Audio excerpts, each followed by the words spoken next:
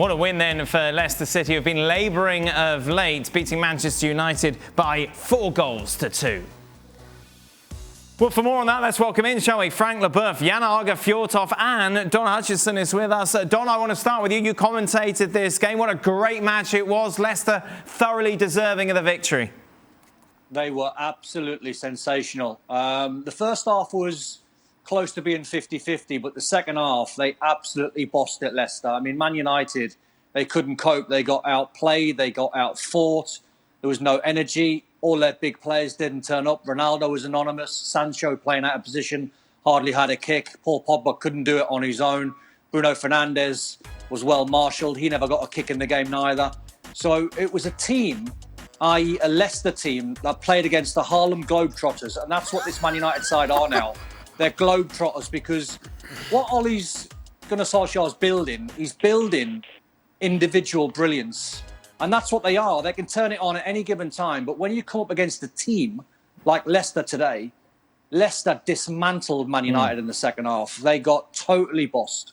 It's interesting, Shat, when you take a look at that starting 11, there is so much quality. There is there's a lot of quality. But none of them are anywhere near fulfilling their potential. And that raises a lot of questions around Ole Gunnar Solskjaer, as it does around the individuals. I spoke about Harry Maguire. He is supposedly England's best centre-back.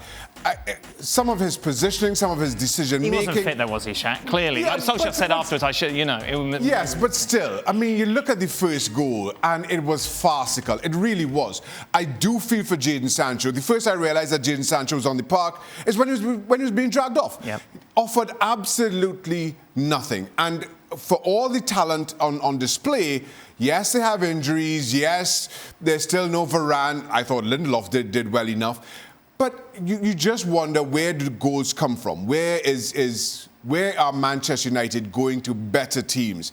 Other than the brilliance of Greenwood for the first, or that Lindelof pass for the second, Manchester United did not offer anything at all. The amazing thing for me is you know exactly what you're getting from Leicester. They're going to press high. They're going to play with pace. Yes, Manchester United seem to get caught out on the ball more times than not. And that for me was probably the most surprising aspect, that Leicester seemed to catch Manchester United by surprise when they've been doing this for the last 4 or 5 seasons. No, exactly. You know what to expect from Leicester. Meanwhile, from Manchester United, Frank, it felt like almost every time Leicester went forward, they were going to score. Such was the softness of that United defence.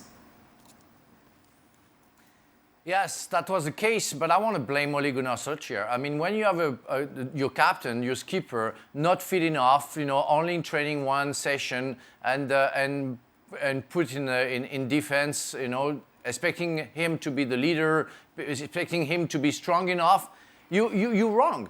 And you put him in a dangerous situation. You put your team and your club in a dangerous situation.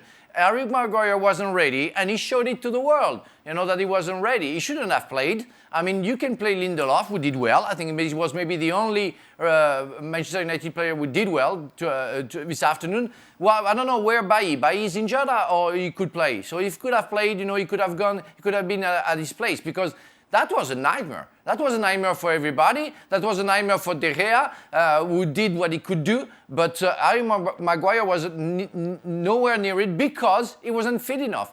But yesterday I was in the show and I was talking about Paris Saint-Germain and the amount of talent that they have, but that they are individuals, that they don't seem to work together, that tactically they don't work together. That's the case for Manchester United. You have the talents, you have, of course, the individuals, but you don't have a squad, you don't have a team.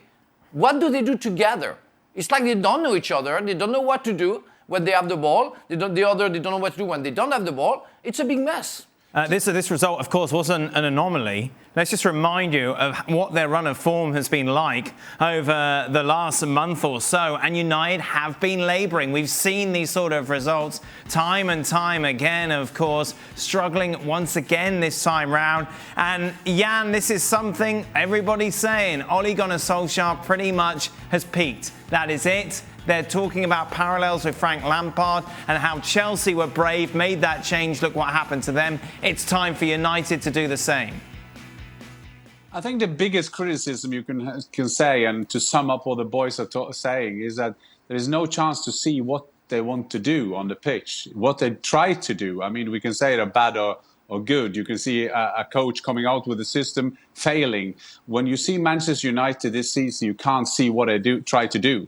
There is no pattern, there is no philosophy behind it that is just based on individuals. I've also said all along, and if Craig Burley was in studio, I would have said this was the first loss away from home for 29 games away from home, but I won't say that because Craig is not there. But having said that, I've said also all along that I don't think that Ole Gunnar Solskjaer will be fired by Manchester United. I think that he will be fired by his surroundings, by the pressure.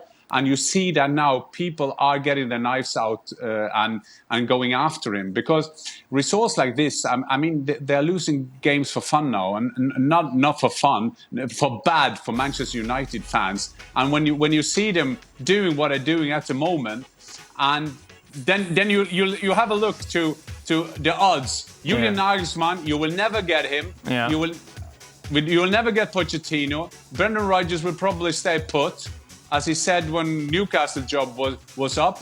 But I think that Ole Gunnar Solskjaer is seen as the perfect manager for that project. And already tonight, the English journalist who you know will have people they talk to, is saying they're back in 100%. Yeah. But as Manchester United manager Ron Atkinson said once, when he was told that the board was behind him, he said, I would rather have them in front of me. So Ole Gunnar should be careful. Thanks so much for watching ESPN on YouTube. And for more sports highlights and analysis, be sure to download the ESPN app. And for premium content and live streaming, subscribe to ESPN Plus.